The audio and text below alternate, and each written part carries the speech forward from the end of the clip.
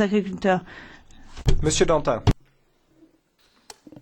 Monsieur le Commissaire, je veux tout d'abord vous présenter des excuses puisque je n'ai pas pu entendre vos propos à cause d'un problème d'avion, mais un compte-rendu fidèle m'a été fait.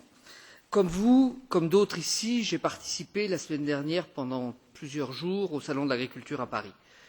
Ce qui m'a frappé, c'est le regard éteint des éleveurs, y compris de ceux qui présentaient les meilleures bêtes, les meilleures productrices de lait, les meilleurs producteurs de viande. Même les très bons sont aujourd'hui en grande difficulté. Lors d'une précédente réunion, vous nous aviez dit que les indicateurs ne montraient encore pas. Je reviens du Salon de l'agriculture avec quelques indicateurs puisque j'ai eu l'occasion de beaucoup écouter. Les banques disent que 15% des exploitations dans certaines régions ne sont plus redressables, que les encours pour les prêts court terme ont augmenté depuis quelques semaines de 40% par rapport à la même période de l'année dernière. Dans le même temps, lorsqu'on discute avec les industriels, ils nous disent qu'ils ont, dans les dernières négociations avec les grandes surfaces, ils ont perdu 14% sur le prix du lait, 30% de leur marge, et pour faire davantage pression, dans la semaine qui a suivi la fin des négociations, certains se sont vus déréférencer une trentaine de produits. Voilà les réalités de la grande surface, de la grande distribution sur nos filières agroalimentaires, et voilà pourquoi les agriculteurs ne tirent plus de prix.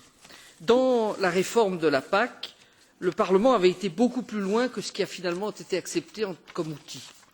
Nous avions notamment prévu qu'en période de crise, il serait possible que les OP, les organisations de producteurs et les associations d'organisations de producteurs soient autorisées à déroger à l'article 101, paragraphe 1 du traité sur le fonctionnement de l'Union, c'est-à-dire l'article qui règle le droit de la concurrence.